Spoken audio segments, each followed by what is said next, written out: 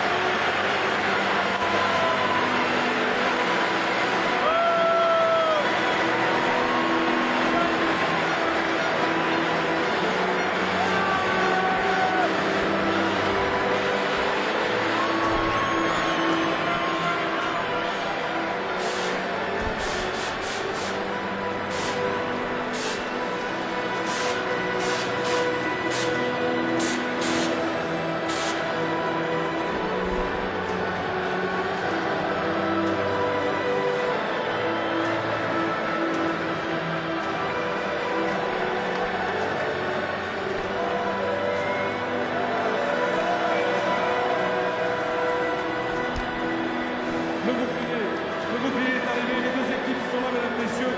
Elles vont être présentées bien sûr.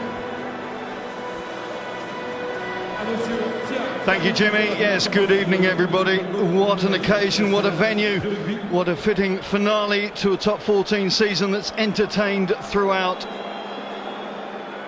It has been a quite superb day so far as the dignitaries, led by Paul Gauze, the LNR president, with Monsieur Boudjelal in close attendance, shake the hands a bit the players really don't look forward to. There's the Toulon team, just one change, and of course it's a big change with Marnonu not able to make his start in this game following that big hit last week.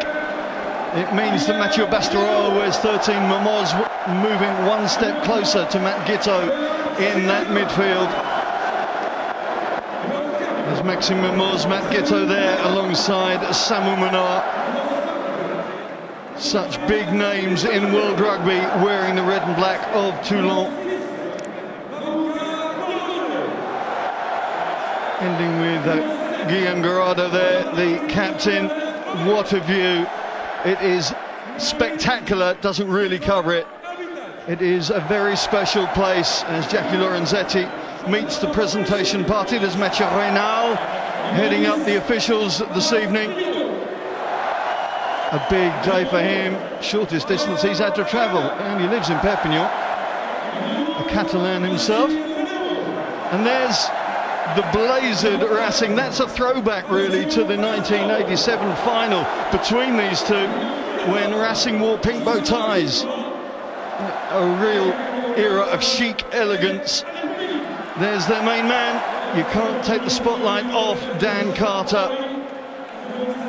So critical to the way that Racing have moved on, particularly in the second half of this season. One of many top quality players on view. Players that have played in top 14 finals before, played in European finals before, played in internationals and World Cup finals before, but this is different. This is first footing for all those players, stepping onto a pitch surrounded by over 98,000 people, stepping out into this arena that is an iconic sporting amphitheatre. And maybe boxing is a valid analogy here, because we've got two heavyweights of French rugby, both with similar resurrections in recent years, both bankrolled by highly passionate, enthusiastic, focused individuals who've invested huge amounts of time and money to reinvent their clubs in this high-pressure business. The Racing lineup intact from that incredible finish in Rennes last week against Clermont. Henry Chavancy there, the enfant de Racing, as they call him, the Racing child, been there since the age of 10. How special is this evening to Henry Chavancy? Bristolin, such a form individual. There's one him off, the try scorer, that try scorer from the end of last week. Chris Masoi playing against his old team tonight. Players trying to keep the focus of what they know they've got to do from the first whistle, but also trying to take in this incredible experience. Albert Vuli and Joe Rokothoko at the end of the line. It is an absolutely immense day for 30 players that are starting, for 46 players that are involved. As the Blazers are taken off, they're ready for action, they're ready to do business. As Luc de Calcon didn't think he was going to be available tonight. He took a heavy knock last week in that semi-final. And there was a lot of doubt on his participation right the way through the week, but with very few tight heads available behind Ben Temefuna, it had to happen that he was in the 23 this evening.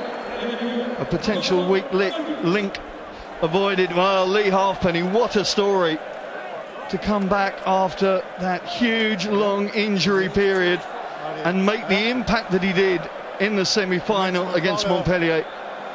Andy Good sat alongside me. You look at the eyes of the players and you realise just how big this is. Oh, it's huge. I mean, the first time a French final's been played outside of France, and what a stage. Look at that amphitheatre. The Nou Camp, there's been some absolute legends of football played there. There's now 30 unbelievably lucky players to play in the top 14 final there, some absolute legends of the game, and you can see in their eyes there's a lot of nerves. They hate those handshakes going along, delaying kick-off a bit. They just want to get out there and get that first contact, that first kick, that first catch, and let's get on with the game. But what a theatre to play the top 14 final in. It's going to be an amazing occasion, even for players like Brian Habana, with all his international experience, World Cup finals, Dan Carter, World Player of the Year. This is something very, very special. And you could see from the pictures that came out on social media yesterday when they had their captains run in the stadium, just how special it is to these players. Dmitry Zarzewski knows that he will have to settle his team as quickly as possible because the adrenaline is coursing through the veins right now. After 186 games, we get to the final 80, and it is a huge 80 which will make or break their seasons. Pelissier feeds out to Mamuka Gorgotza. There are some seriously big ball carriers in this Toulon side,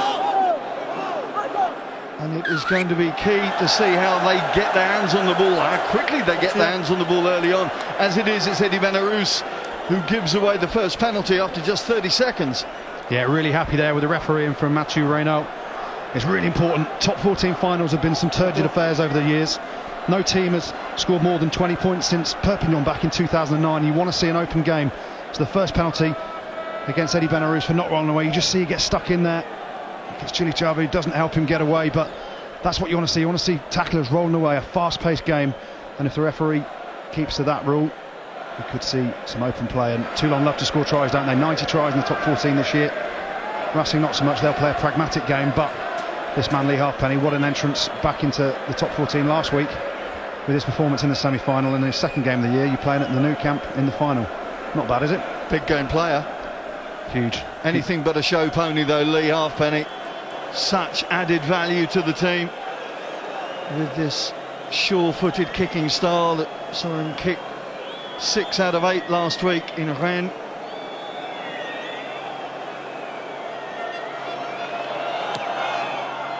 Straight on, and straight on the board is Lee Halfpenny and Toulon. Well, the guys alluded to it in the studio, how points off the tee are going to be absolutely vital this evening, and the kicking of Halfpenny and of course Dan Carter is going to be, well, will decide the outcome, you would think. Yeah, they certainly will. You know, Dan Carter, he's kicking at 87% this year in the top 14. Toulon haven't had that luxury with Lee Halfpenny being injured all year. Lee Halfpenny is the sort of player, he puts the ball down the tee. Every player on that pitch expects every kick to go over, and he certainly started in the form that we all expected him to. Carter, who of course has won the top 14 before, back in 2009 with Perpignan, though wasn't really part of the matchday squad, had so many injuries. He only made a handful of performances or starts for Perpignan. There we see Gorgotza making hay down that right channel. And already the Toulon tanks are beginning to roll around the fringes inside the first 3 minutes of this game. A couple of Georgians, well, 3 Georgians. You had Chilachava into Mikotadze and Gorgotza. Brice Toulon had a storming game last week in that semi-final. Such a dangerous operator, so full of confidence right now. Pareil, on lâche de suite. Talk about kicking from the tee, Andy, but you kick loosely out of hand to the likes of Toulon. You know it's going to come back in some urgency, some style. Yeah, you certainly are. Brice Toulon, his first thought is always, let's go counter-attack. Let's see where the space is. Let's go and find some matchups. He's quite small and slight, but he's got brilliant footwork and gets himself out of some unbelievable holes at times. He really is a great counter-attacking fullback and someone to watch tonight. Dan Carter finds a pretty decent touch. Well, you look back at the tables through the course of this season, and Racing have been in the top 4 since round 4 indeed. Toulon have taken their place in that hallowed quartet since round 10, and they haven't relinquished it. So you really know you've got 2 form teams stepping out for this biggest of matches.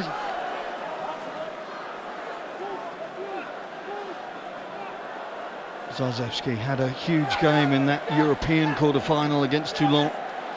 Talk more about that later and how that's going to play into the psyche of these 2 teams tonight. Machinot, him off, coming off his wing to allow the extra man, and it's on to Hussein. Jan Hussein takes Racing into the 22 for the first time. Avantage en avant bleu. Knocked forward, though, I think, out of the hands of Chavancy, and a chance for Toulon to think about a counter-attack from their own 22. Bastereau gets his hands on the ball for the first time. Guiteau always got that threat in mind. Tuisova, a constant physical threat wherever he gets the ball, as he's shown all season. Oh! Well, we talk about experience and nous. Who would have thought Brian Habana would get the jitters so early on in this game? Yeah, I hardly expect that to happen. A brilliant counter-attacking opportunity there for Toulon. Habana drops it, and it's back to Racing 92. Can the Parisians make something of this? Avantage terminé sur un avant. Hussein stepping into the first playmaker role that he's very used to, of course. Oh, Fernandez Lobby got his mitts in there, but it's illegal, says the referee. And it's going to be the first opportunity for Racing, you would think, to take some points off the tee this evening. You can just see the intent that Toulon have come out with. They've attacked 2 or 3 times now from their own 22. We saw Guiteau 5 metres out from his own try line, trying to dance through defenders, and then Habana with the spill. Just see it was Martin Fernandez Lobby who didn't come in from the rear, came in at the side, and see there Tuisova bouncing off people. Bastereau stepped in early on Carter. Brilliant hands from Dan Carter there, puts Hussein through the hole early on, and as the boy said in the studio earlier on, Hussein such an attacking threat as well outside Dan Carter at 13. You've got the bludgeon of Chavancy at 12, and the guile and the ability to beat someone one-on-one in Hussein at 13, and some brilliant attacking threats for Dan Carter to use tonight. Well, Halfpenny 6 out of 8 last week, Dan Carter 6 out of 8 last week. Of course, the 6th kick was pressure with a capital P. What has he got in the locker this week? As you'd expect, bisects the posts, and the scores are levelled up early doors.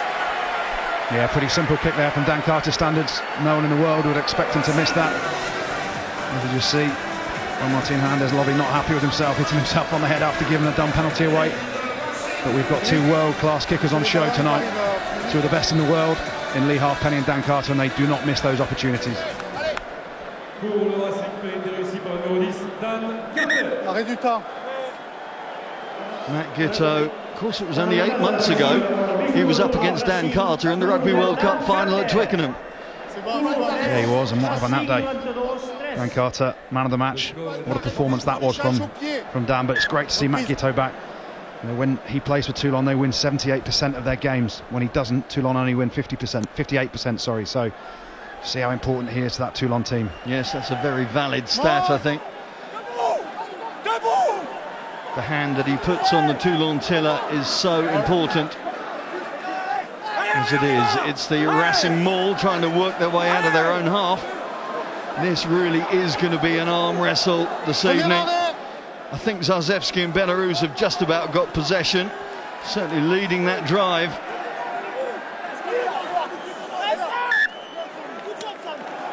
Well, advantage Toulon. Yeah, brilliant defensive work there from Samu Manoa. Snuck his way through the maul, if a man that size can sneak through a maul, but he stopped it. We all know the rule and the law. If the ball ends up being collapsed and not playable, it's the defensive team that get the ball. I don't like the law, but Samu Manoa used all his experience there to get involved, get in the mix, and that's what Toulon have probably got. A bit of size over Racing 92 in that back five. You've got Manoa, you've got Gorgodze, you've got Mikhail Tadzi as well. They're all 125 plus kilos. In the second row for Racing 92, you've got Bernard Leroux, who's weighing in at 100 kilos, lighter than me. There's a big advantage there for Toulon. I'm saying nothing. Of course, the laws are going to be adjusted around them all from the 1st of July in the Northern Hemisphere. Be interesting to see how that changes the style and tactics of play. It won't change the style of that man. Mathieu Bastareaud, the human cannonball, comes through. The kick from Pellissier gives plenty of time, though, to Juan Imhoff to make that call. Again, we see the dents that Bastareaud can make. You look at the change from Nonu to Bastareaud, and it would seem physically to be like for like, but there are differences in the way they play now. Yeah, I think Nonu will be pretty upset with you comparing him to Mathieu Bastareaud, but size-wise pretty similar in terms of power. That's what I meant. Yeah, Nonu's got it in spades. Yeah, Bastareaud's powerful, but he's not quite as physical and as elusive as Nonu can be. We saw that try last week that Nonu scored, bouncing off people. Jesse Mogg carried him over the line from 10 metres out. Bastareaud hasn't perhaps got the explosivity that Martin Nonu has, but in terms of weight, they're probably both touching 125 kilos, so two guys I wouldn't want to tackle. And the fact that they've moved Bastareaud out one place to put Maxime Mermoz into that sort of second playmaker role gives them a bit more flexibility, different style maybe. Yeah, it certainly does, and obviously helps out Guiteau as well. Mermoz can be a decent ball player at times. Steph Armitage allowing the power players in front of him to make some headway. Pellissier feeds it on again. There's Mermoz as Guiteau wraps around behind him, can't find Halfpenny though, forcing Habana to cut back in on the angle. That's the Racing 22. Fernandez Lobe sets their stall out once again. Bastareaud to Armitage. They used to call them the Bosch brothers in Toulon, the way that they work together, but this time the Bosch brothers are having to relinquish the ball. Take about Eddie Belarus. That is the age, new age prop for you. Fit, athletic, gets over the ball, competes at the breakdown. It was a decent carry there from Stefan Armitage. He bounced off a couple of defenders, but Eddie Belarus picked his time. See Guiteau there with a loose pass. They're looking to get the ball wide to Habana and Halfpenny. They've got some big ball runners as well, but brilliant play at the breakdown there from Eddie Belarus. You look at the three matches that they've had this season, and of course Racing started their season off with victory at the Félix Mayol back in August. Then Toulon, thanks to the boot of Michelak, came back at them at the Yves de Manoir, but perhaps the most telling fixture is that European Champions Cup quarter-final when Racing denied Toulon the chance of going for a fourth consecutive European title. Do you think that will play into the psyche of the players today? It's difficult, isn't it? You know, every game they've played this year has been so close. Obviously it was a 1-point victory, we've had a 3-point victory, we've had a 2-point victory. It's just too close to call. The boys in the studio said it, didn't they? They wouldn't know who to put their money on if it was to be a betting game, but two of the best teams in top 14 and in Europe playing at the Nou Camp. What a stage. Halfpenny under the high ball, a little fortuitous perhaps, but picking things up and setting it back for his scrum half.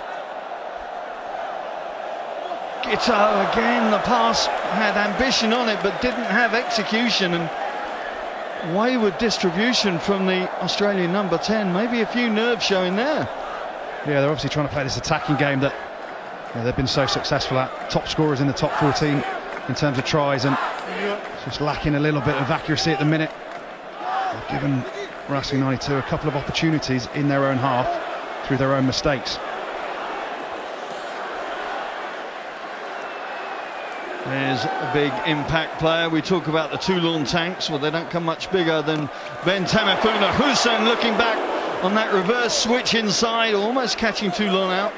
Rokothoko, scorer of that second try last week. There's Tamefuna, no thought of a sidestep from him.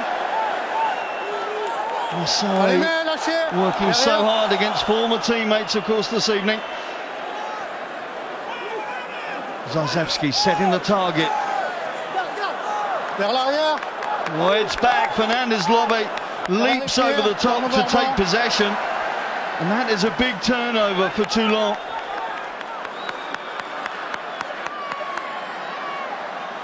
Toulon weighing up the options, scanning the opportunities. Hussein, so valuable now to Racing, that just signed a contract extension to 2021.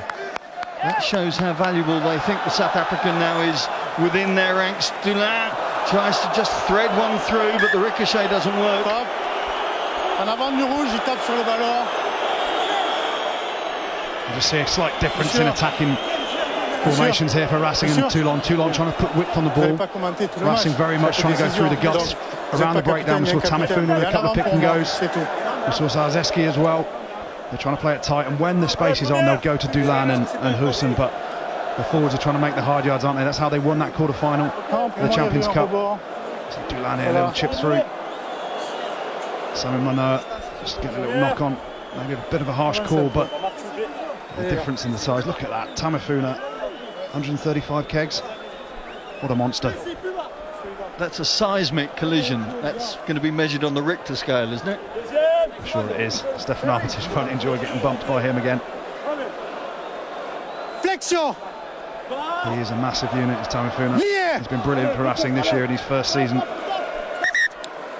So important, especially after the injuries that they've had and the issues at tight head. Okay. Allez, en place.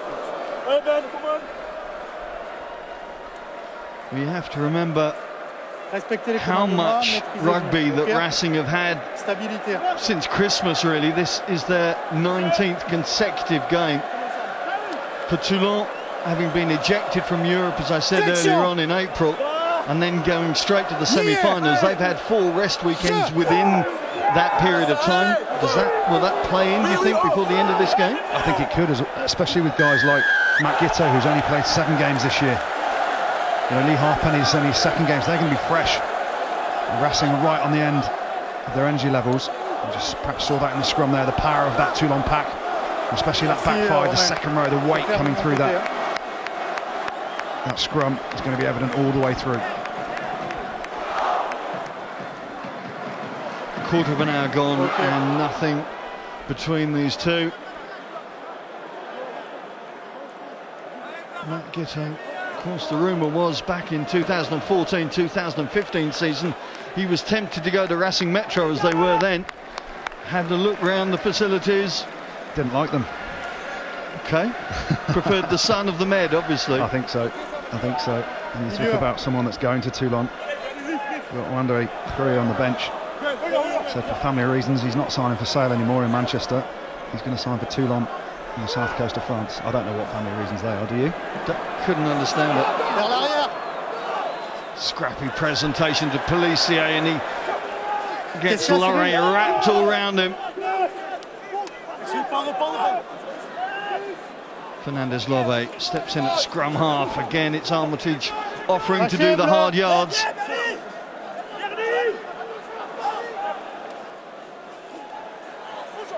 Toulon trying to pummel that fringe defence of Racing. See if it's going to soften up for later on. No way through for Giteau then, as Eddie Benarous gives him a concrete cuddle, takes him down. Xavier Choki. Halfpenny. There's Bastereau just looking around the outside arm this time. The Georgian captain just works so hard, doesn't he, Gorgotse? Always there, always willing, always happy to take the bumps and bruises for his team. Guiteau dumped by Machino there, just ahead of a spear tackle. That's why we got the reaction from the crowd. This could be trouble. Machino could be in a bit of trouble here. Look to me at first look as if Guiteau gets tipped upside down and lands on his head. You can see he's holding his shoulder. Vincent Azoulay, the TMO, is going to be brought into action for the first time, and this, albeit only inside the first quarter, is going to be a very important call, I suspect. Huge call. Got to get this decision right. Could decide the game here and now. Just see Machino. Does Guiteau dip? Did Machino actually lift his hips up to turn him? Doesn't look good, does it? It really doesn't. But does Guiteau just see? It's just that last, almost a leap from Guiteau that dips his head to the ground. It's not a straightforward call, this, for the officials. I'm going to call it. It should be a yellow. It is dangerous. Est-ce qu'on peut revoir les images à l'écran parce qu'on voit pas? Letter of the law, though, says if they land on the head, it's a red. I think Guiteau's moving in the air, isn't he? Dips a bit down himself, tucks his head. I don't think Machino deliberately tried to drive him into the floor. It's that struggle, isn't it? Isn't he? Yeah. It's almost like a wrestling move at the end of it as he tries to change things. Well, the officials getting plenty of angles to make the call.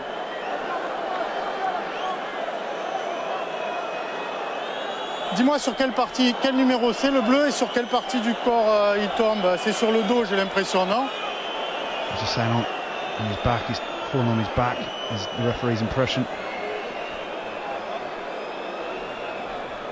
Well, the host broadcaster making sure the officials have got every single angle they could possibly want.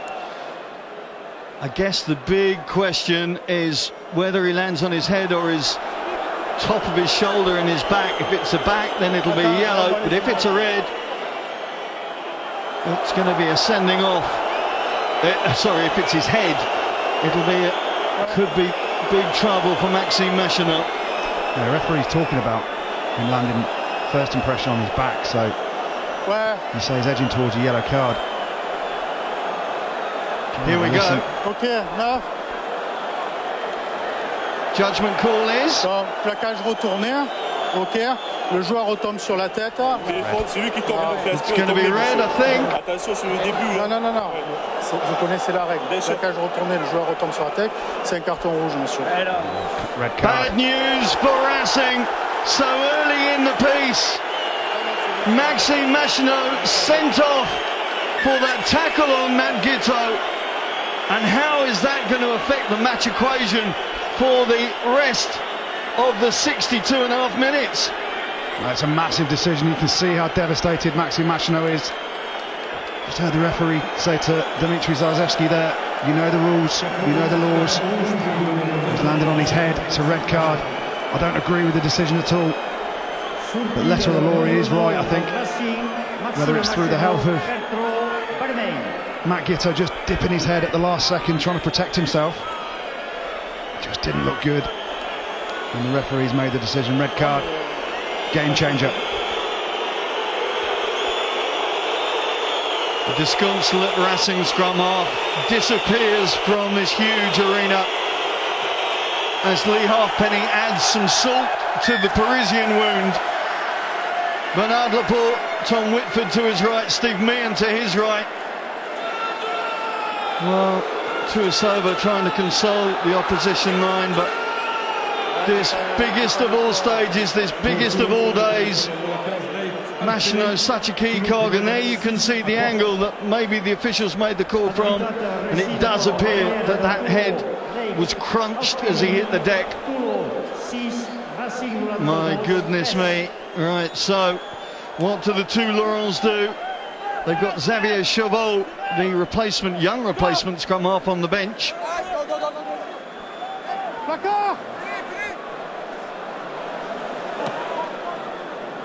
You just need to think now about that the Champions Cup final against Saracens. Machino went off concussed, didn't he? And Carter went off injured as well, and it had a massive impact. Saracens were very dominant, but you think about this game now, they've lost their 9. What do? Do you take a winger off and put a 9? You need a specialist 9.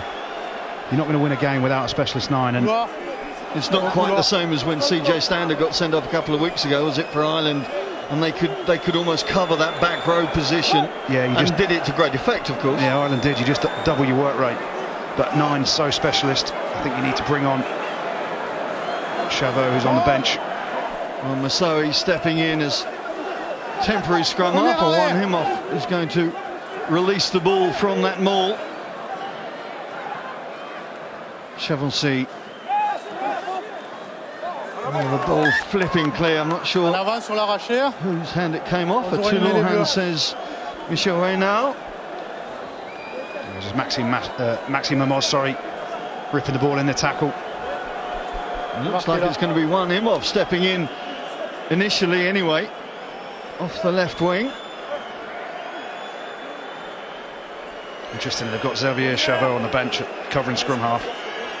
He joined Racing at 7 years old. He's very young, 23-year-old, not played much. Only had 5 starts for the club, so you play one him off at 9, an international winger. To bring a young lad on in such a high-pressure environment. Massive call for the coaches, isn't it? It is a scenario that the coaches use during the week in training as to if they lose a player, but having such a key cog missing, that seems to be almost a different scenario than any other. Yeah, it certainly does. I mean, scrum half is so specialist. Remember, we've tried it at different clubs I've been at. Poor old Elliot Daly at Wasps, he had to go one day at training, didn't enjoy it at all, and he's one of the most talented players I've ever had the pleasure of playing and training with. So it's really tough. It's such a close skill that you talk about the passing game from every breakdown off the deck. It's just not a skill that anyone else practices. And you can just hear the atmosphere in the Nou Camp now. It's gone a bit dead, hasn't it? There's a lot of disappointment in the crowd from that decision, right or wrong. It's having a huge impact on everything at the Nou Camp now. Yes, your memory of stand-in scrum halves goes back to Mr. Bergamasco and that Italy-England test, albeit it was a call for the starting 15 from, I think it was Nick Mallett at that time, and it really didn't play out. But somebody's got to step up to the plate now and take responsibility for Racing. And Dmitry Zarzewski is going to have to use his captaincy skills to the utmost just to keep them focused, not to lose their heads. There's plenty of time to go. Yeah, you think about the last 3 scrums, every penalty has gone to Toulon. Look at the power of that scrum when you've got Nico Tadza and Simon Manoa in the second row just piling through. It's just Suter and Marnonu.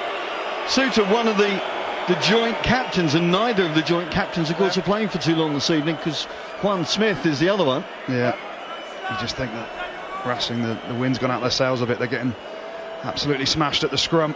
They've got no scrum half. They have the player sent off, obviously.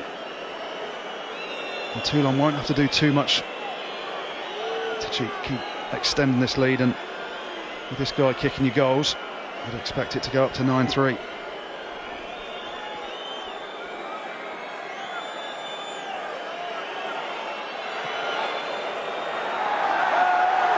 Well, it's been such a boost for Toulon to have Lee Halfpenny back in their ranks as he boosts their score again. All the pressure on that man and his team now as the red and black flags in the crowd are the predominant colour. You just see Dmitry Zarzewski there, the captain. He looks deflated. Emotionally, it must be so hard. You're trying to pump your team up, your scrum's going backwards. He's got to really step up now and lead this team. It's going to be tougher and tougher as every minute goes by.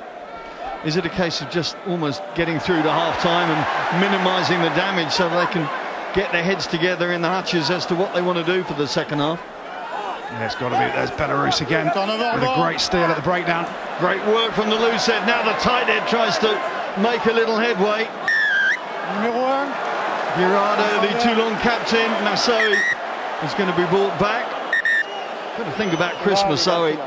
When he left Castres in Numéro 1, 2012 to join Toulon, Oui, oui. the first top 14 final was against his old team, and he lost. Yeah. Un rouge. Now, in his first season for his new team, Racing, he'll be hoping that deja vu doesn't happen. No, I think it could come back, couldn't it? He didn't play in the following year, did he, in the final? No. When Toulon won it. He's had such a big impact. You just see Benarous there. I talked to him up earlier about his work around the breakdown. And Tamifuna, a bit of a carry. Gerardo, it's done for hands in the ruck in at the side. This is what Racing need. Just another early shot for Dan Carter. Try and pull it back to 9-6. Trying to settle the nerves a little bit. If there's one man that can do that for you, it's the best player in the world currently in Dan Carter.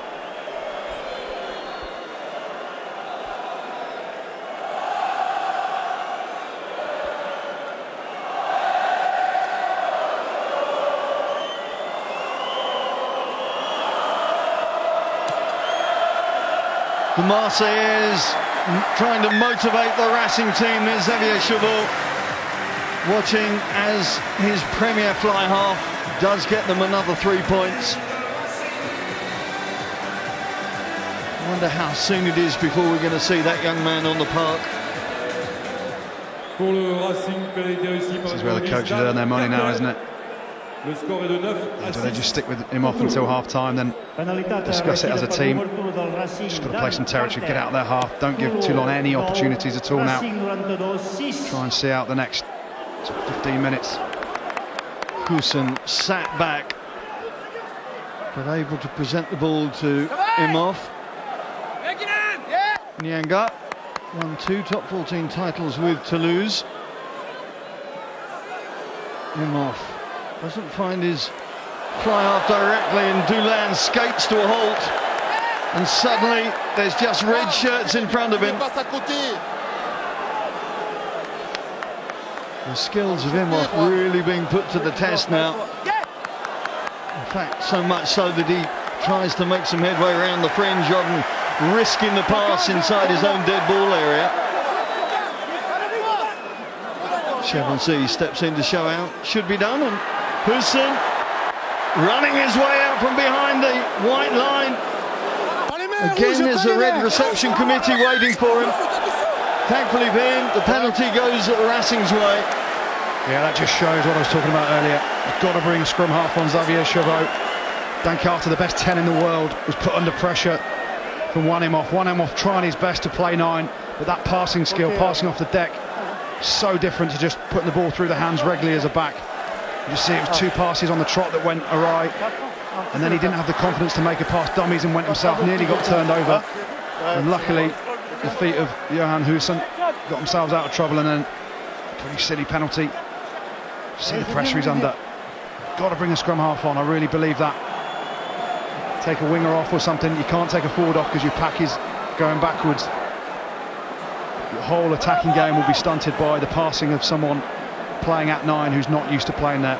And as good as Imhoff is on the wing, and as hard as he'll try to play 9, it's just not the right thing to do. The overthrow gifts the ball to Toulon. Armitage, crash ball Charlie.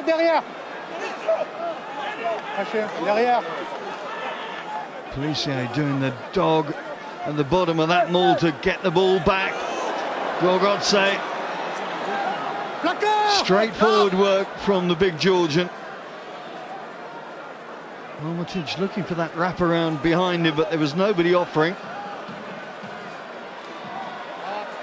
Guiteau and Ramoz trying to combine a straightening effect, but Racing holding firm so far. Chocky goes over the top of Zarzewski, lays the ball back. Gorgodze gets it out to Tuisova. This is where the man's so dangerous. Memuka Gorgodze with the first try of the top 14 final. And inside half an hour, Toulon in charge on the scoreboard. Yeah, some really clever attack there from Toulon. A lot of teams defend their scrum half on the edge. Imhoff's moved into scrum half. They've gone back down the blind side where Imhoff would be defensively. And it was that man, Tuisova. Some brilliant hands, a brilliant offload from Gorgodze. But then Tuisova beats someone, gets down the wing. He's been so dangerous. He beats more defenders than absolutely anyone in the top 14. You just see they go back down that blind side, don't they? Some carries. Just see they're out of position, they're outnumbered. And then Gorgodzi gets the outside to Asova in space. Brilliant tackle there from Toulon. But Gorgodzi gets back to his feet, supports. Brilliant offload. Just see there. It was a double tackle on Juan Martin Fernandez lobby that effectively made the space for his teammates. Yeah, brilliant offload. And he was complaining about a tip tackle then as well. It's feisty out there. Toulon looking very, very comfortable now.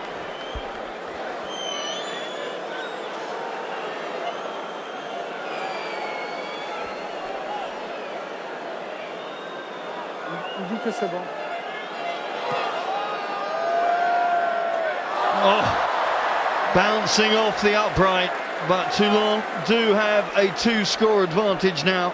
That was it there, wasn't it? A little pump from Juan Martin Hernandez lobby, and he just talks there, looking at that tackle. That's what he was complaining about. It was Bernard Leroux, wasn't it?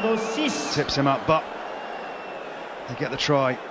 He just drew in 2 defenders. Little offload to Gorgodzi, who flicked it on to Asova. And Gorgodzi got back to receive the second pass and score. And 120 kilos on the hoof from that sort of range. Nigh on impossible to stop. 10 minutes to go now till the break.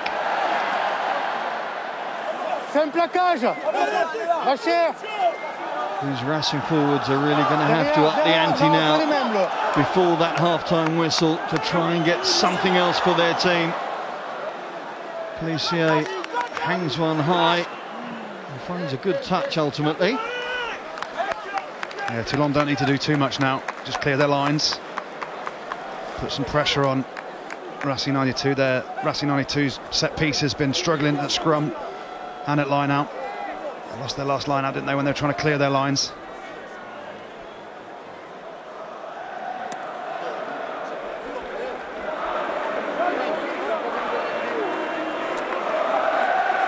Zazewski collecting his thoughts. I mentioned that sending off for CJ Stander for Ireland, and of course it's just occurred to me the referee is a certain Mathieu Reynal, same man on the whistle. A good referee, it has to be said. It's one of the top European referees now, if not moving himself up in the world rankings. Of course, his experience of Racing will be blighted by that horrible injury 3 years ago now, when Racing went to Montpellier and he had that horrible collision, broke his leg, 2 places, broke his ankle and his collarbone, out of the game for almost 2 years. But he said before the game, I hope that nobody knows who the referee was. Sorry, I'm afraid that one's missed. Yeah, they certainly do know who he is now. Such an impact on the game. He started off saying it was a yellow, he thought it was on his back, and then changed it to a red. Crucial kick here though from Johan Hussen. The long-range expert steps up to the plate and delivers. And that is a very important 3 points for Racing's resolve going towards half-time now. Messieurs les Blancs waving in the stands in the belief that their team have to keep in this game till the break and then change things around once they can sit down and talk about it. Yeah, 14-9, they're still in it. They need to get to half-time in this position. It's going to be tough though, isn't it?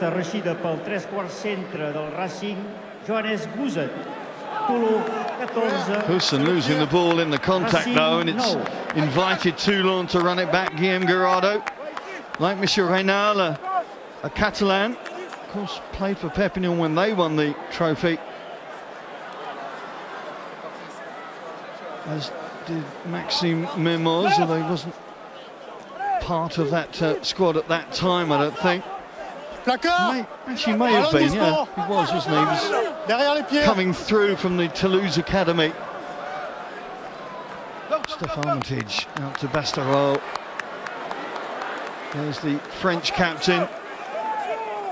Muscling up, working his way into position for his team. Havana offering to do some hard yards.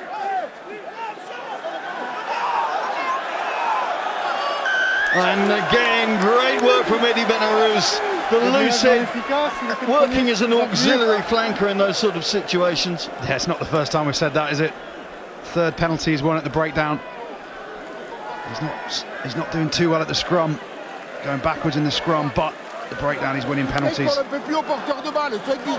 coaches would like it the other way around, but if you've got someone like that can compete as well, it's another sort of feather to the hat. Yes, Racing need an all-court game from all 14 players remaining on the pitch. If you're just joining us, Maxime Machineau sent off in the 18th minute of this final.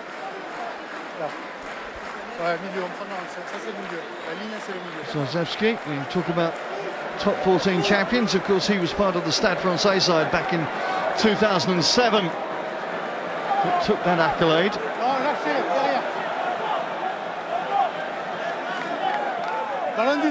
Loré smuggling the ball back.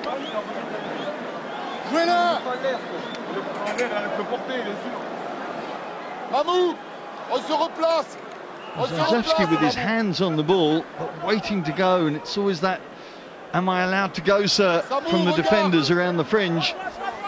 See the speed of ball here. Him off there, just checking every time. He's got to pick the ball up and make that decision to pass. Halfpenny anticipating very quickly where Dan Carter was going to try and land that one.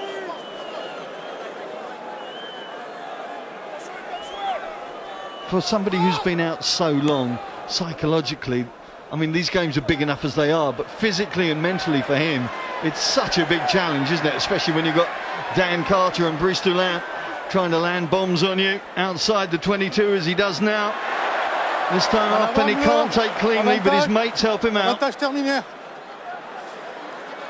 Poussin weighing up the options into the final 5 minutes of this, well, somewhat controversial first half.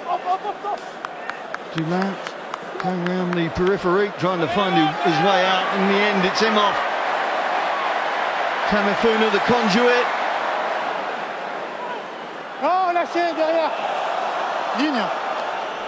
Imhoff once again in as the feed. There's Chris Masoi, the veteran All Black. Nyanga getting the offload in. And Racing trying to catch Toulon out now. Chavancy losing the ball in the contact once again.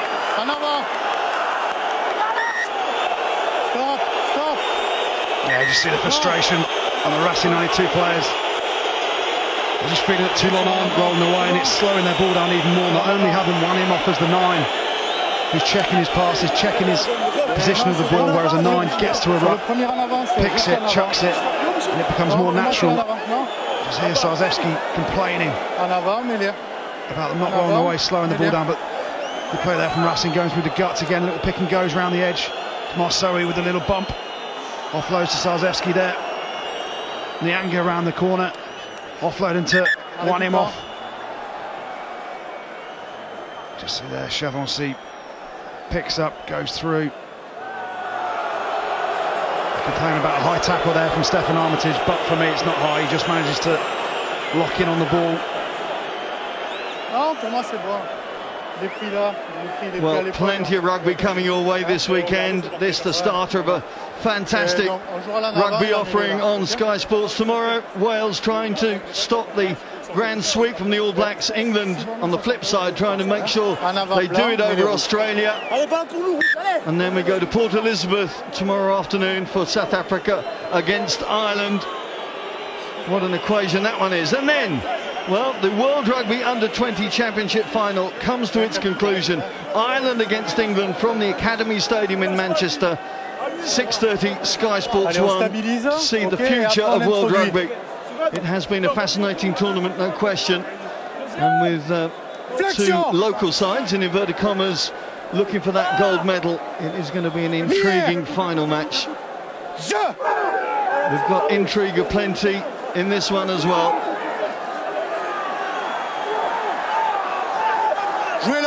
What a scrum there from Racing. Plenty of effort from the Parisians. I'm not sure they got the call. We'll see which way Michel Reynal is going to reset this. You can see the urgency from the Racing forwards. A couple of minutes to go now. Kept themselves within 5 points though. Yeah, did you see the difference there between that scrum and the previous three? They were deflated for 3 scrums, weren't they? And they just got run over by Toulon. I know it's a little bit more technical than that, but they've got the bit between their teeth now. A fair bit of frustration. They feel very hard done by, and that scrum was much better from Sarzeski and co. I'm sure Nick Kennedy in the studio will be able to enlighten us at half-time with the almost change of body language from those Parisian forwards. And there we see it again, but this time Toulon can clear the decks. As it's stabbed away, but it's going to come back in style. Brice Toulon gets up there, but it's Mermoz who picks up the ricochet. It's a visible change of gear almost from Racing towards the end of this half, trying to get a little closer to that Toulon tally. Plissier invites Husson to run it back if he dare. Sort of angle that Husson might go for a drop goal in other times, but not today, as Gorgotza stands in his way. Well, he cannot believe it, but this is a big call and a big 3 points on offer to Racing before the break. Yeah, it's exactly what they wanted going into half-time. A relatively easy 3 points here for Dan Carter. You just see Gorgotza, he pretends he's not looking. He has a look out the corner of his eye. He knows what he's doing. Stand there, block, make it easy for Halfpenny. And then put your hands up in the air. And then say, not me, sir. Yeah, it's a definite penalty. He pretends he's looking at the ball, looking up. No, Mamuka. That was deliberate blocking. A pretty decent call there from Mathieu Reynal, the referee. Well, last week it was Dan Carter in the 99th minute that made all the difference. We've still got a lot of time to go in this final, but psychologically there is a big swing on offer from the boot of the mercurial New Zealander, the World Rugby Player of the Year. His team need this kick.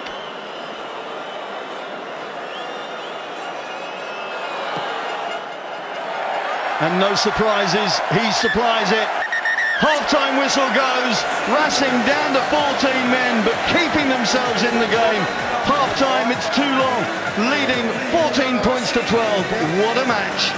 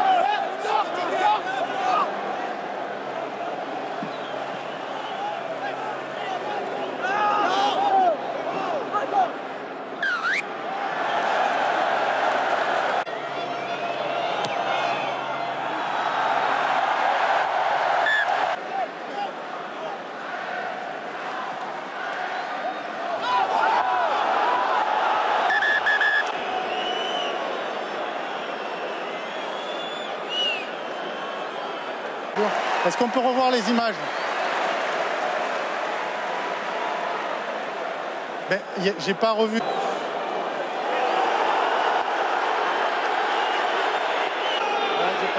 pas le choix. Pour Toulon, pour l'intéressé numéro 15, Raif Alfeni. Toulon qui mène 6-3.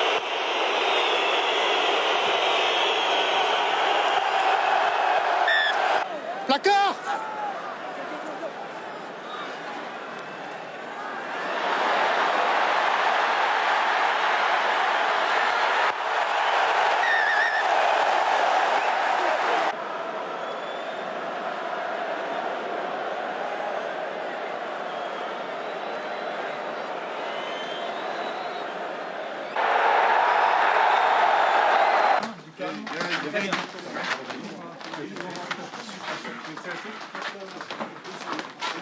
On récupère bien, c'est très bien.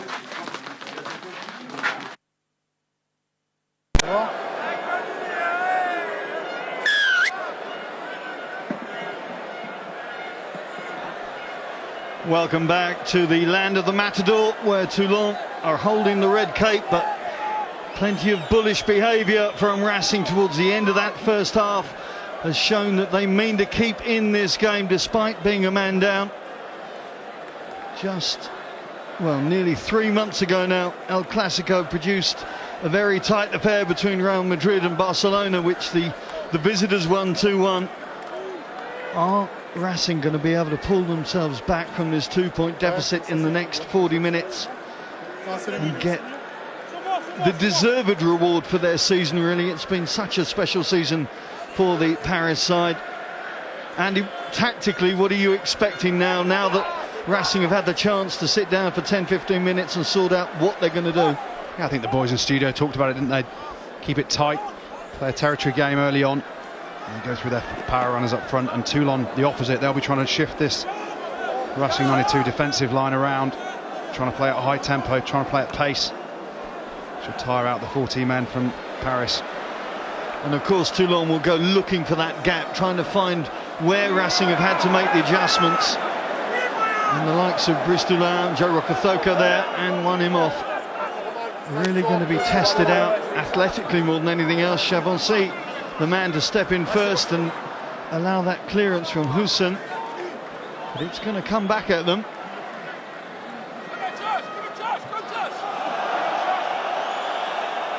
Tursova, the provider of that first half try for Mamuka Gogotze. You have to remember that in the last 5 years the winning average is just 6 points. Shows how tight these contests have been. Indeed, the last 10 top 14 finals, there's only been 19 tries. The majority of points have come from the boot. And indeed, in those last 5 years, we've seen only 4 tries scored. We've seen 1 so far this evening. What have we got left in the final 40 minutes of top 14 action for this season? Bastereau trying to tiptoe along the line. Good work from Loré, sticking to his task. Racing looking to go. Toulon out to Carter.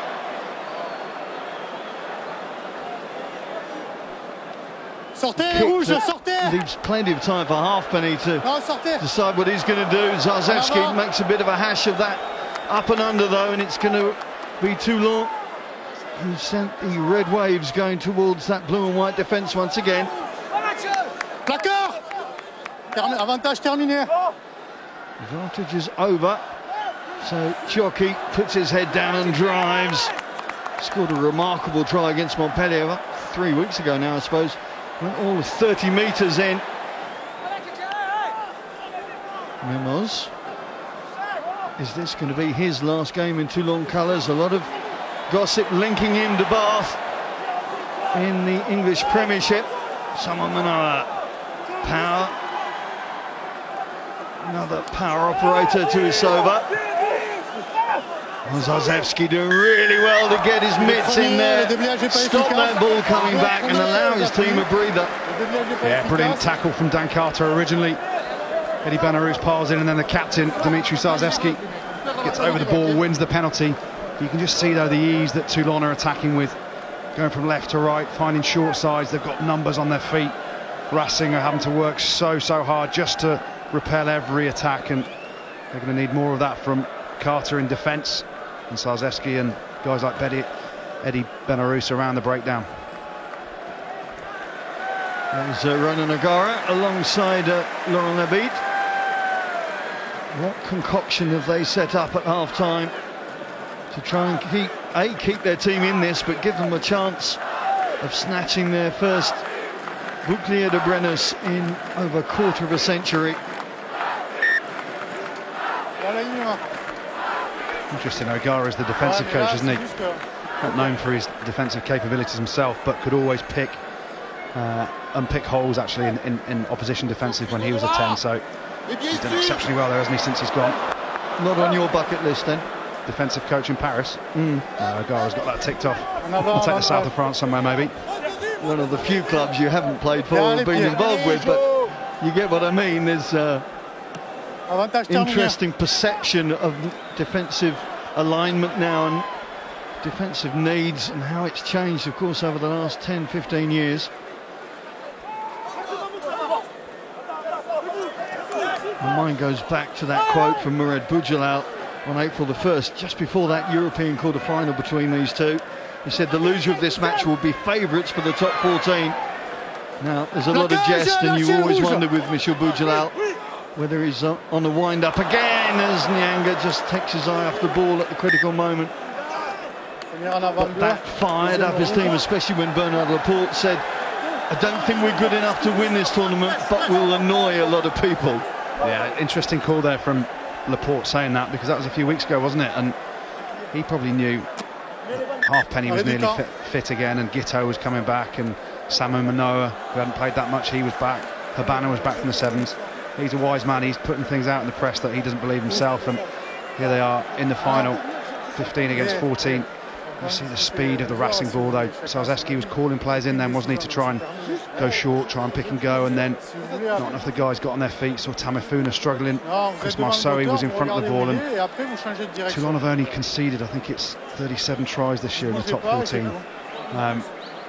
Racing are going to have to produce some quicker ball, get some momentum, be able to play a lot faster than they are at the minute to try and cause trouble for this Toulon defence. Yes, Toulon with the best attack and one of the best defences in the regular season, and showing already this evening that they have plenty of flexibility and options within their attacking structure.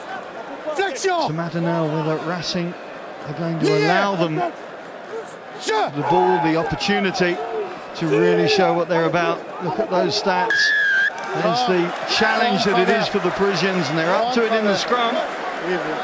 This will be interesting now. Hussein, I think he's got the distance from the look of that first kick that he took from distance in the first half. This is just over the halfway line. We just see penalty there given against Chili Chaba, I think, for going on the angle. I've said this a few times, I've got the shape of a forward, a front rower, but I don't know too much about scrummaging. But I do know that Hussein definitely has the legs and the ability to bang one over from 55 metres here. There's people that could be in this Toulon side. Dwayne Vermeulen, having returned obviously from South Africa, to sit alongside Juan Smith and James O'Connor, watching on now as a fellow South African lines up this long-range opportunity to put the Toulon team behind.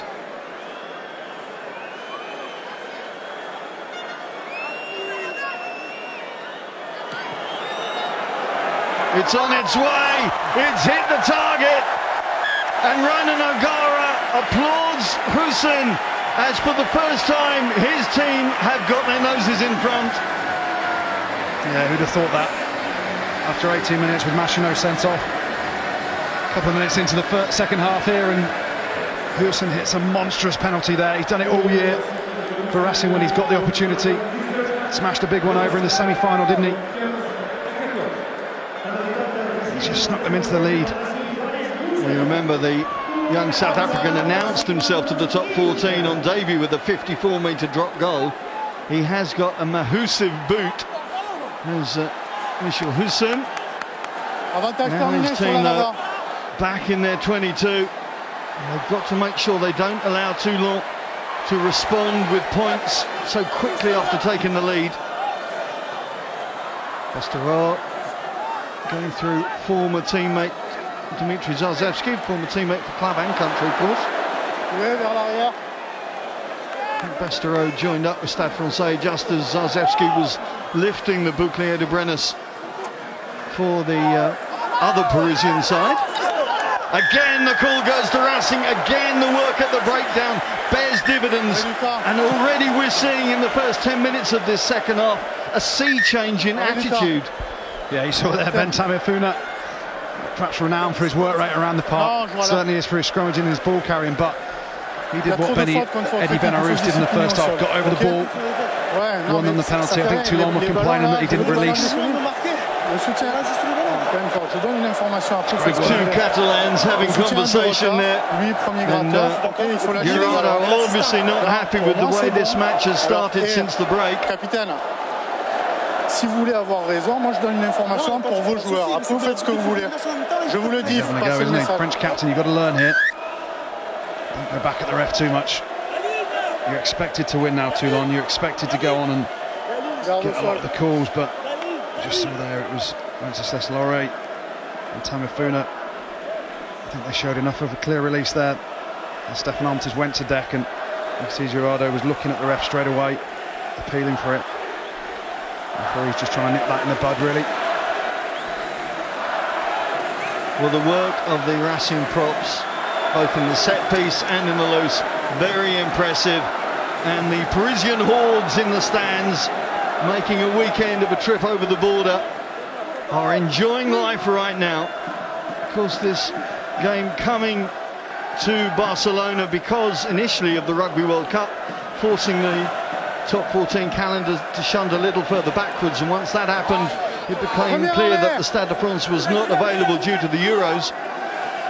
Hence this historic move to Barcelona for this historic tournament, and we're going to see a card here. It's going to be a yellow this time, and it's going to even things up for a bit as Xavier Choki heads for the naughty boy step for the next 10 minutes. Toulon are pressing the self-destruct button here, aren't they? They've come out, they've given penalty after penalty away in this second half. And you'd have thought, with a 15-minute half-time, the coaches, Bernard Laporte, Diego Dominguez, that have said, look, we don't need to give silly penalties away, we don't need to compete the ruck, we don't need to fly in. Just see here, Choki, what's he doing? Going at the side of a Moore going forward. Easy decision there for the referee. And it's a cumulative one, isn't it, for the yellow card? Cumulative penalties, and Toulon really need Gerardo to stop arguing with the referee, get control of your team again. It'll be some story if Racing go on and win this.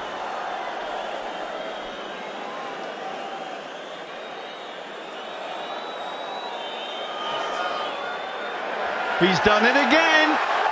6 points inside 3 minutes for Racing, and suddenly the scoreline looks a little bit different. Wow, a brilliant start to this half for Racing 92. That man, Johan Gusen, absolute dynamite in that right boot of his. As I said, he's done it for the last couple of years for Racing 92. What a stage to do it on. He's nudged his team 4 points ahead. And wow, it really is game on now. Bastaro coming through aggressively on his opposite number, legally so.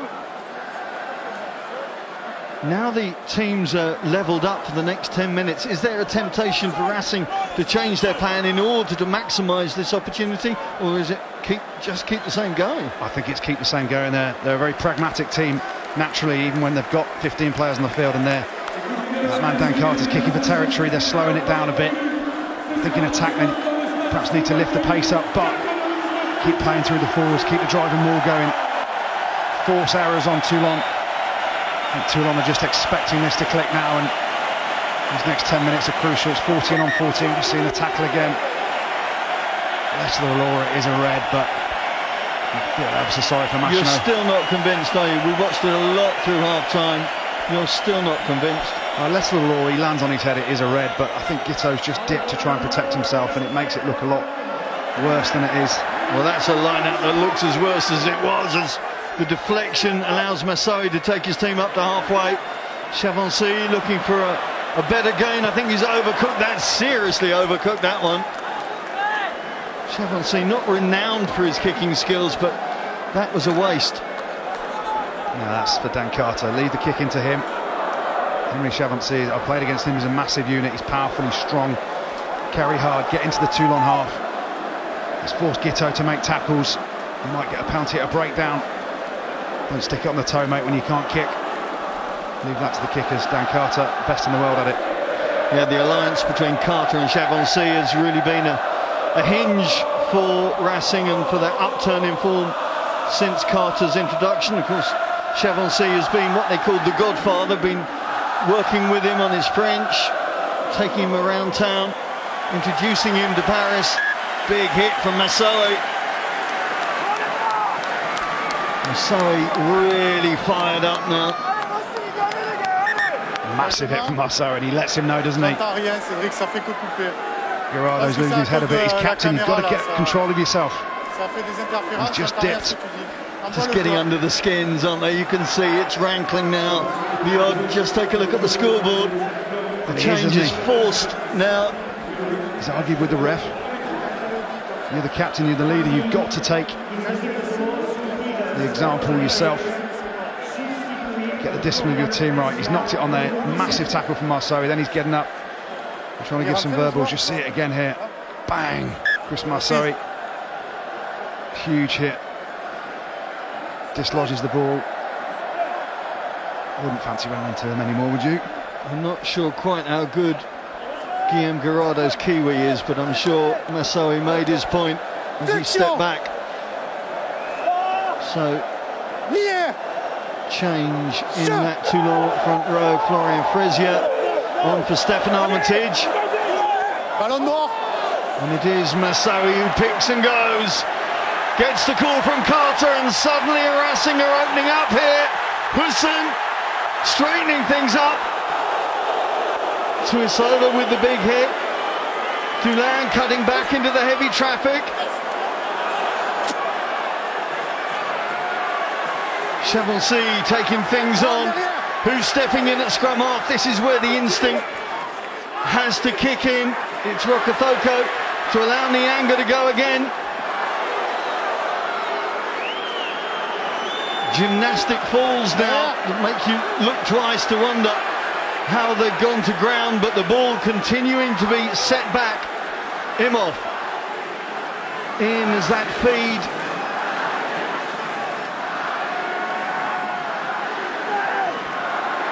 Big opportunity here for Racing. Hussein overrunning things. Toulon having to step back in. Great balance and pace when he's allowed, but in close quarters, not the biggest of fullbacks. Benarous with a little help from Nyanga. Where's the clearance though? It's not there. And the moment's gone. Yeah, Samuel might know winning the penalty, but how good is Brice Toulon? He beats someone every time he touches the ball. It started from the breakout from the scrum. Chris Marceau with the offload, you just see there. Could have given a penalty there against Chili Chava. It just allows Samuel to get in. Watch this though, Marceau offload. Carter onto Loré. Watch hands from him off there and onto Chavancy and Hussein down the line. And the issue is it then slowed down a bit, didn't it? We're always waiting for him off to get to the breakdown. But it's the difference between a 9 and someone trying to play 9. But it was the sudden expansion of their attacking game that caught Toulon out.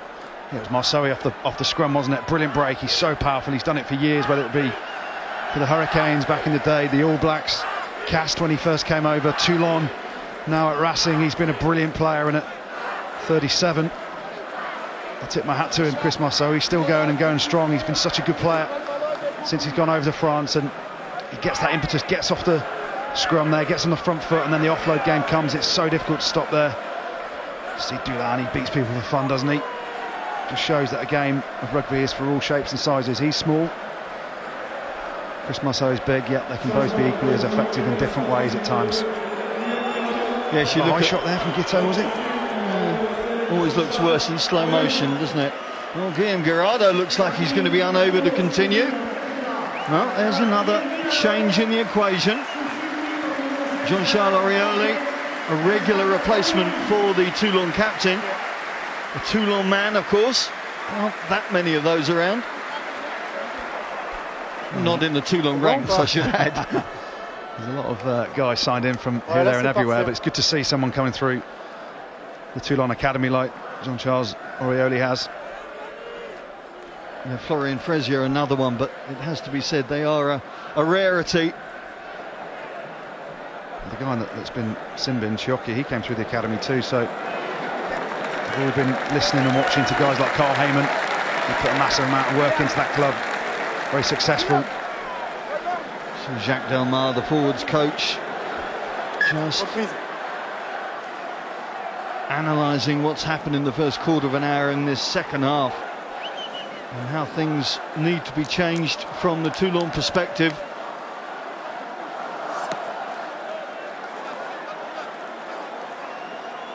Still another 5 minutes on that chalky yellow card. A very important 5 minutes, you think. The experience of Guiteau now just to bring a calm head to everything.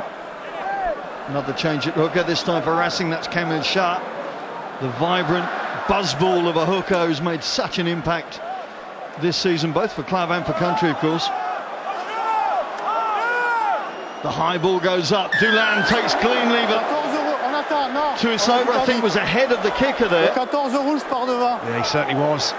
Only by half a yard, but it's enough. And again, it's another mistake from Toulon. You don't need to make those errors. Tuisova's probably the quickest guy on the field. Don't get offside, simple things.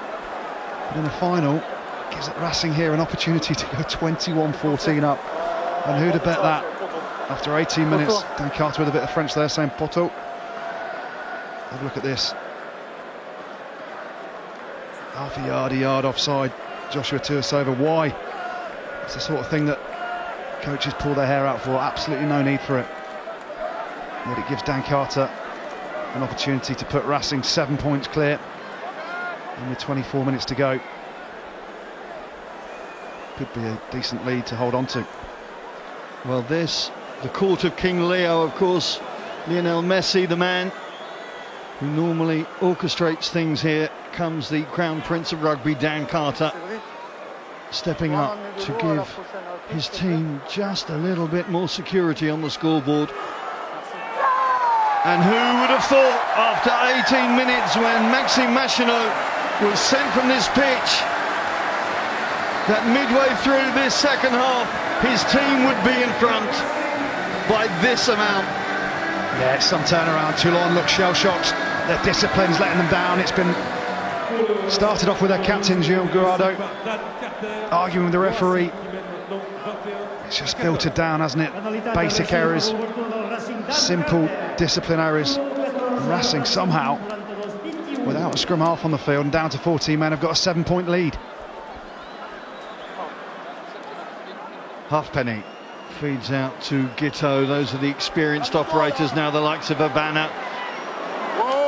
Centurions on the test arena have to make that experience come to bear now. Talking to Bez, Gorgotza takes his team up towards the Racing 10-metre line. Bastareaud, I haven't seen an awful lot of him since that early foray in the first half. Orioli. Halfpenny trying to make the break. Referee says play on, and the Racing forwards voracious in their appetite at the breakdown, turning the ball over. It was Carter, wasn't it? Well, an auxiliary forward like Dan Carter then. Rokethoko, another New Zealander making an impact. Rokethoko gets the bounce of the ball, and Racing get their first try. And what have we got on here? What a story this could be. This could be one of the greatest upsets after getting Machineau sent off after 18 minutes. The second half performance so far has been phenomenal from Racing 92. Dan Carter with a crucial turnover, and then Joe Rokethoko, what a finish. Little chip over.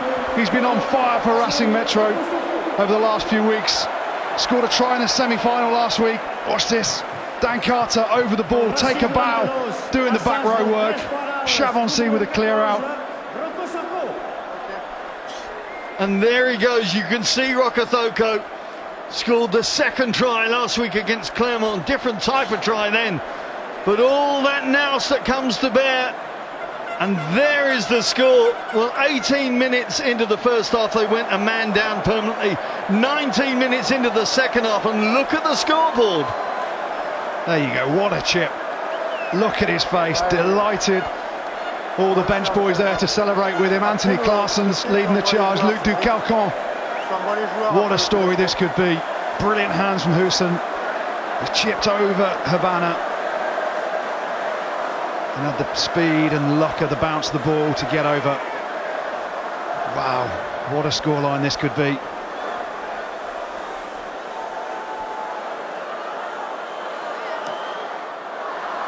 Well, that work at the breakdown taking its effect on Dan Carter's left boot, but you can still look at that scoreboard and realise that the yellow card for Ciocchi has cost Toulon 11 points. Well, at least we know Dan Carter's human as well. He set up the try with the turnover gave them that ability to find the space. Brilliant hands from Hussein.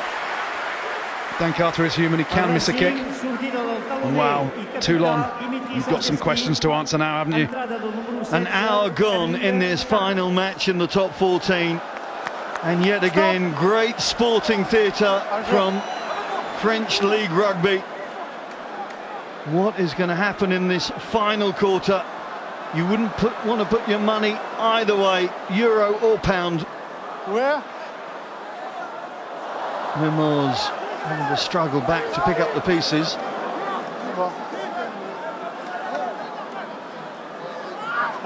Chilachava finding no way through there.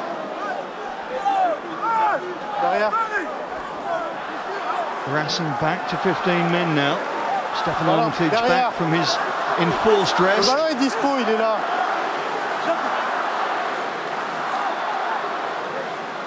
Gorgotza racked up by Bernard Larue. And what a big shift the South African has put in over these last 3 games, really. And Luke Charteris away with Wales now, and having effectively left the squad, Larue had to step up into the engine room. And it's credit to him that Charteris hasn't really been missed too much. I know the line-out's slightly different, but the work in the scrum and the loose from the big South African back rower. There he is again.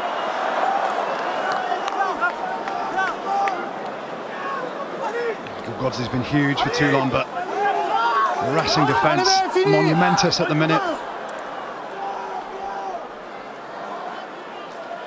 Memos finding no way through. Turnover ball, il était debout. Ball there for Racing, turnover ball. Benarouz not throwing the 50-50 pass. Karitsa stepping in to keep things moving. Toulon tries to thread it through, putting pressure on Halfpenny in that tight channel. Toulon again hangs it high. Looks like Tuisoba's struggling on that right wing.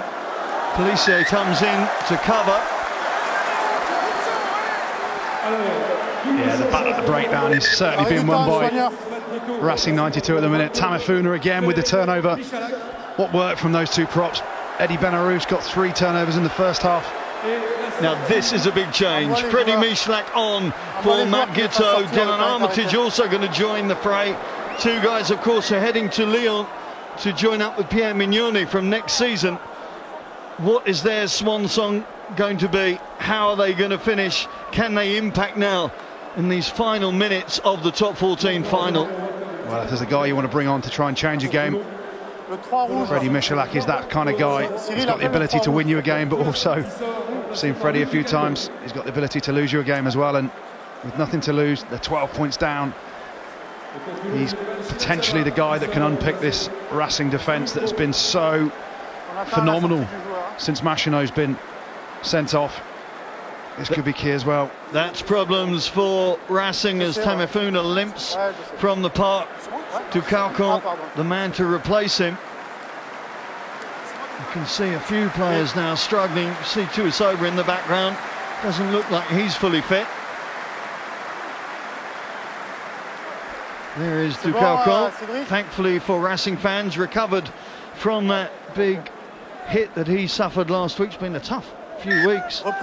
Pulled up with quads chasing Nicolas Mas in the last match against Montpellier of the regular season. Came back, missed a game and then came back, had that head knock last week against Clermont, but thankfully hasn't missed this one. Oh, my goodness, he wouldn't want to, would he? Another opportunity here now for Hussein.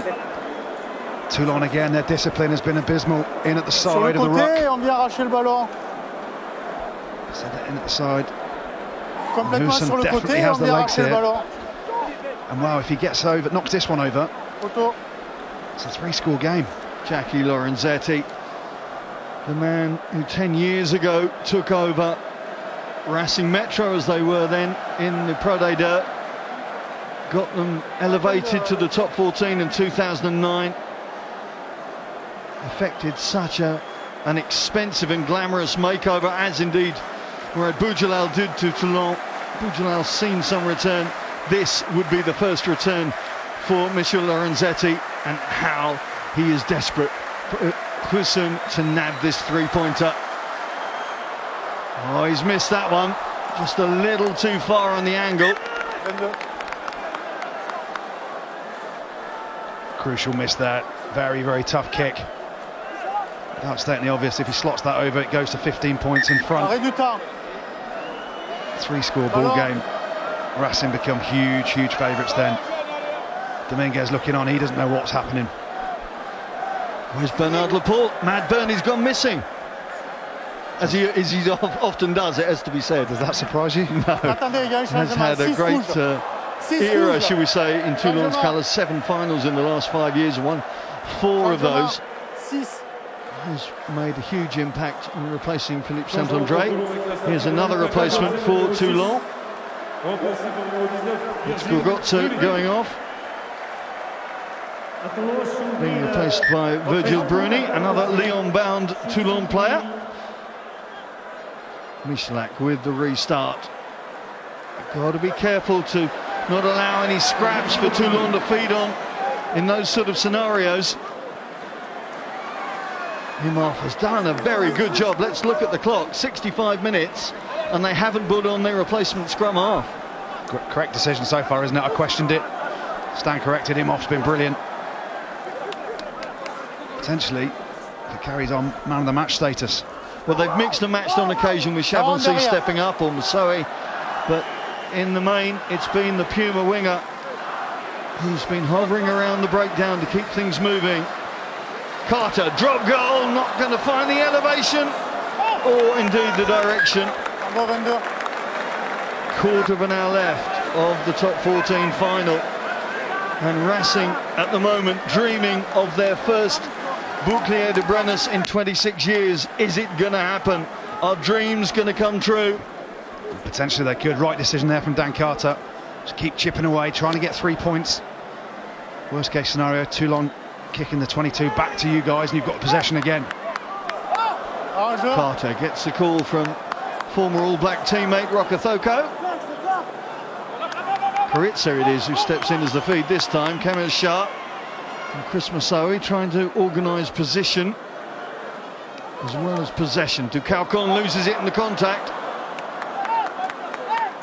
And unforced errors have got to be kept to a minimum now from a Racing point of view.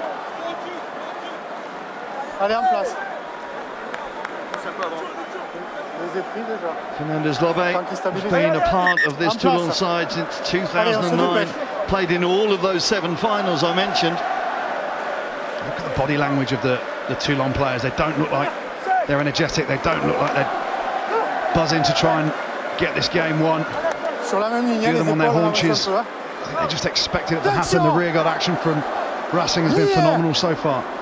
Can they hold out 13 or so minutes? What a finish we have in progress here. You have to remember that this is Racing's 12th final. The last time they won, as I mentioned, 1990, when they beat Agen, their 5th title. That was the year of the champagne at half-time. You remember Le Showbiz as it was then, with Jean-Baptiste Lafont and Frank Menel and the pink bow ties. Hey, maybe the way Racing are playing the second half, they did it again today. A bit of plenty of bubble. Champagne. Certainly has been a rejuvenated Racing that we've seen since the break. Well, they've had something at half-time, haven't they? Because they've been phenomenal in this half. Turning that round. Toulon haven't scored a point in this half, have they? Racing are winning this half 14 points to 0. And everyone, I'm sure, would have looked at this and thought it would go the other way, including myself. Yep, the last points that Toulon registered were after that Gorgotze try before the half-hour mark. Toulon aren't showing any desperation at all, are they? These reset scrums, that's chewed up another minute. Get the free kick. Stefan Armitage feeds out to that back line. Bastereau just upended as he went towards the 22 by Chaboncy, but the dumper truck finds his tyres again. And suddenly the Racing defence is under duress. For the first time for some time, it has to be said, they managed to keep themselves at the other end of the pitch, away from danger. Plissier feeds out to, I think that's Roman Taufik-Fanua, big second row replacement. There's the other second row, Samu Manoa.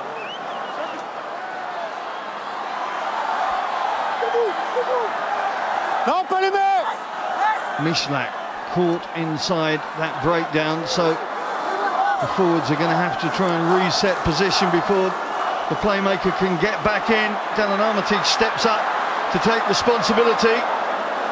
Bastereau sets it back, but Racing coming through illegally, said the referee. Virgil Bruni, back row replacement, can't get any further, so they go back for that earlier call against Wenceslas Lorre. It was actually against Dan Carter. He's just saying he hooked his leg round, but it was Bastereau. He had a 3v2 there, just tucked it again. Interesting in the hair. Michalak going for the corner. Probably the right call at 12 points down with 10 minutes to go.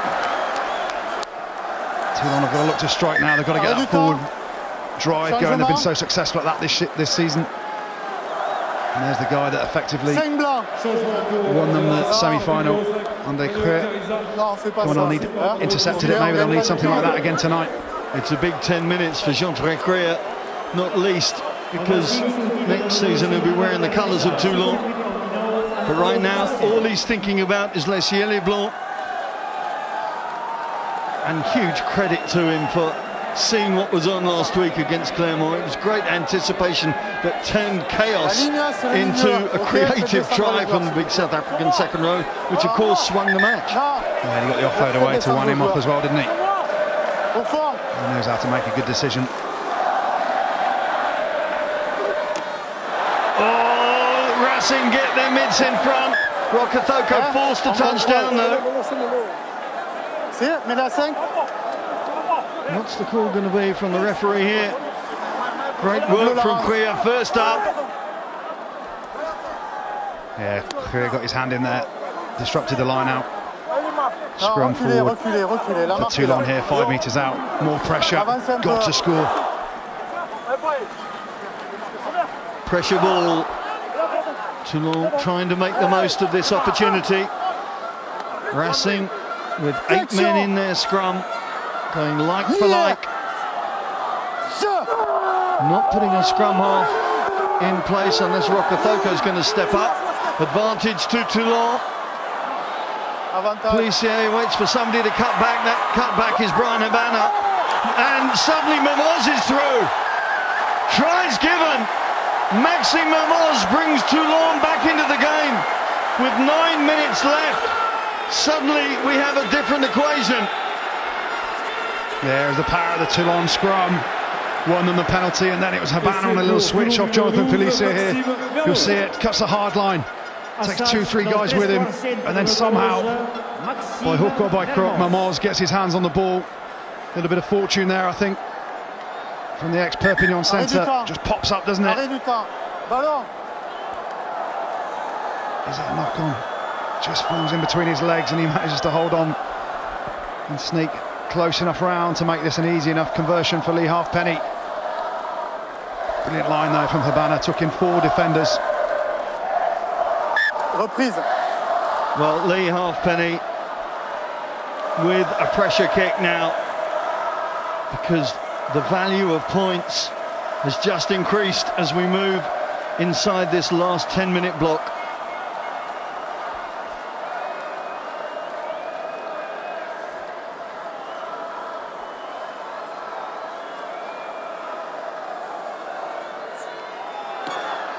Halfpenny is up to the task, and Toulon are up to 21. The gap is 5, and we've got 8 minutes left. Who is going to have the final say in this contest? You see the speed that Racing 92 are walking back to the halfway line.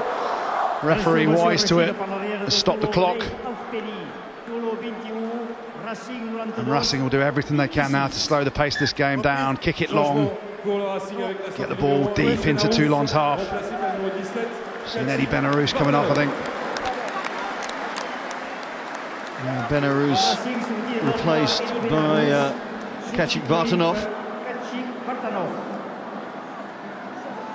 Well, in the 3 contests these two have played this season, the biggest winning margin was 5 points. And as we mentioned earlier on, in the last 5 years in top 14 finals, the average winning margin, or the biggest winning margin, has been 6. We knew it was going to be tight, we knew it was going to be tense. What is the final chapter going to say about this story? Pretty sure there's no arms in that tackle there on Brice Dulin. It was Roman Tofanua, wasn't it? Carter gets a late charge, I think, from Orioli. Hangs one up, and Dylan Armitage up to the task. 5 years in the Toulon squad, going to end in 7 minutes' time for the former England fullback. Will he be smiling? We shall wait and see as Brunier sets the ball back for his team once again. Toulon now trying to make the most of the man advantage. There is a gap somewhere. Can they expose those Racing legs that have been on the go for 19 consecutive games, not to mention, of course, the 20 minutes of extra time last week. Et pas côté neuf, on gêne, on empêche le déviage d'être efficace. 17 blancs. Yeah, penalty there against Vartanov, not rolling away quick enough. Momentum certainly has shifted back to Toulon.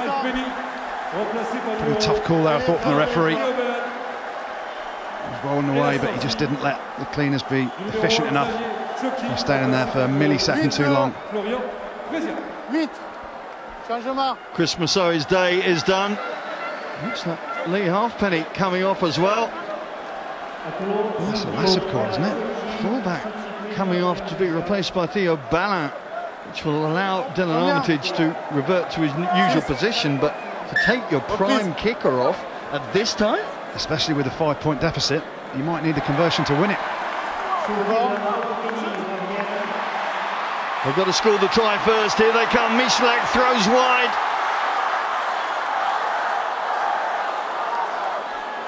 Ball presented well, and they sweep back to this near side once again. Heavy legs, lack of oxygen in those Racing bodies now, but they've got to man up and show what they're about. Bastereau picks up the ricochet to allow Toulon to go again. Derrière. Lâchez Blanc, derrière les pieds. Out it goes to the huge frame of Roman Taufifenua. Bruni.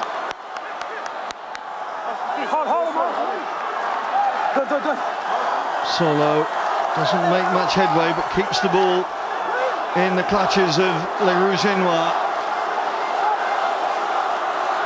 Working towards the final 5 minutes now. Faites rester les joueurs debout. Desperation is going to be creeping into the minds of both teams, but it's Racing with that advantage.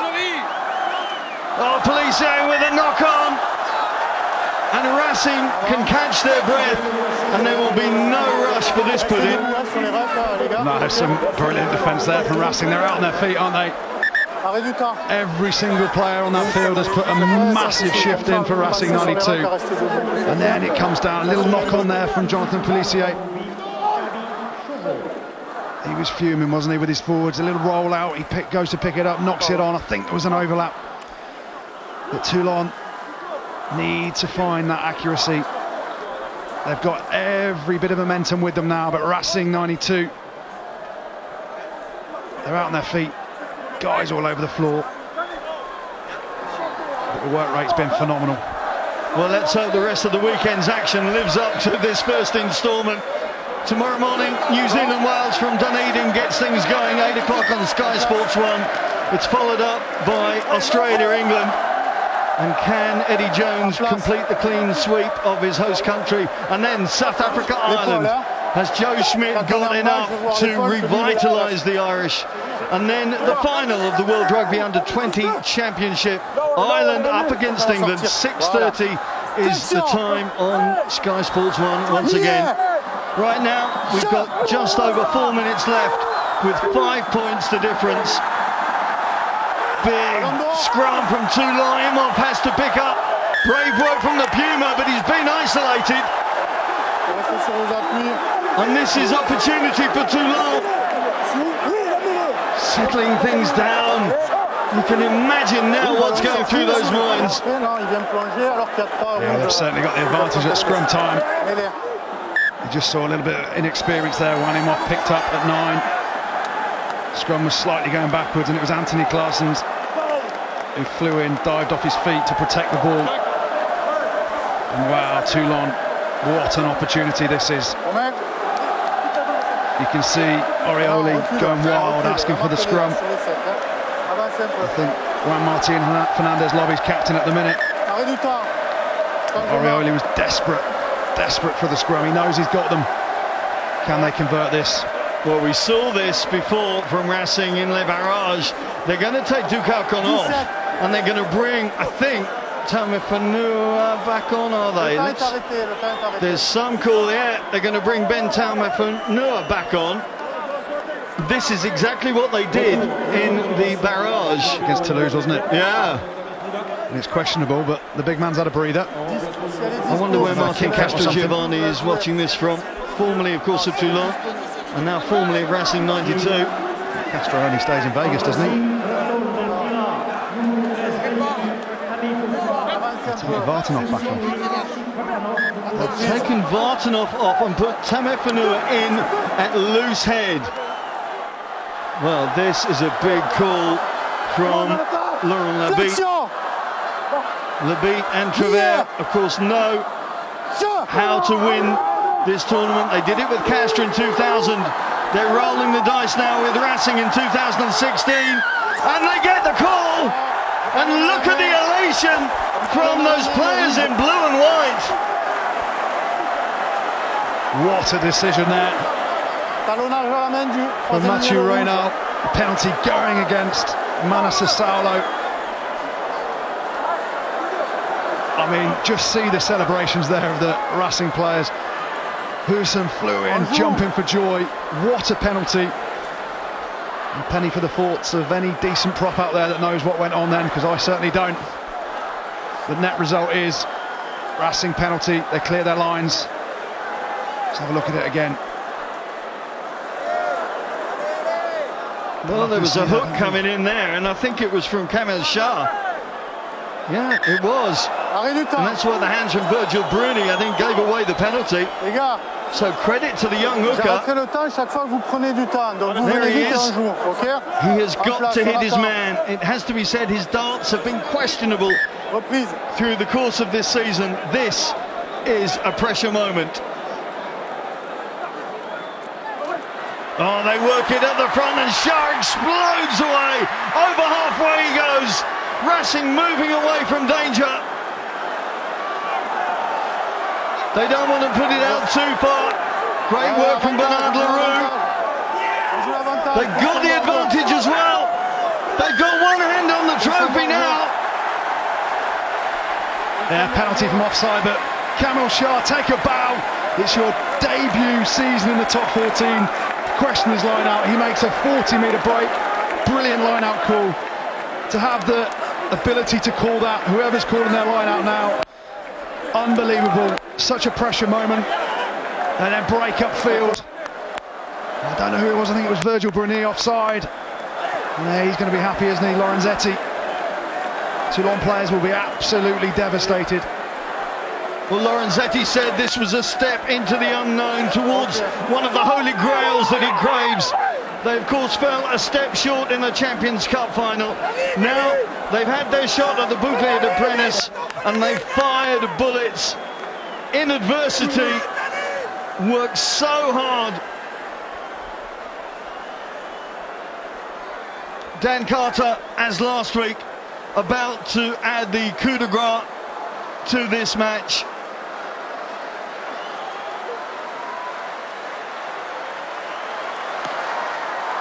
Job's done. Dan Carter puts it through. Racing is celebrating. Are they going to have the restart? Those fans don't care. This match is over. Toulon, who had control for so long.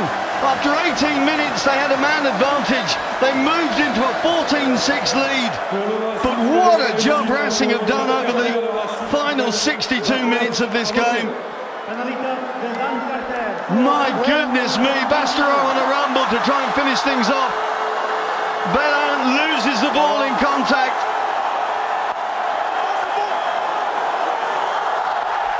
There it is!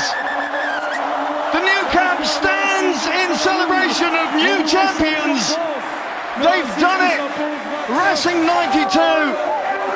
How big is this win? It's big enough with 15 players, but in adversity, that is a huge, huge victory and such a memorable match. Unbelievable from Racing 92. Every member of that matchday squad, including the coaches, what a call. They brought Tamifuna back on at the end to shore up that scrum. There's the top 14 win in a minute. That scrum, everyone's thinking Toulon are pushing over there, getting the try, kicking the conversion to take a 2-point win, but no. Tamifuna comes back on, they win the penalty, then they go up the other end, get another penalty, and Dan Carter, what a man, what a year he's had, topped off with a top 14 win in the new camp in Barcelona.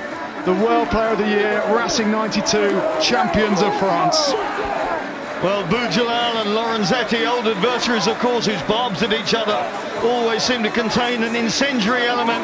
Boudjelal said, if Jackie really wants to learn from me, he must remember that I first lost 3 finals before winning one. I think Michel Lorenzetti has gone one-upmanship on the Toulon owner on the biggest of sporting stages. Racing 92 have produced a virtuoso performance in the final act and rightfully now take their ovation. What a game!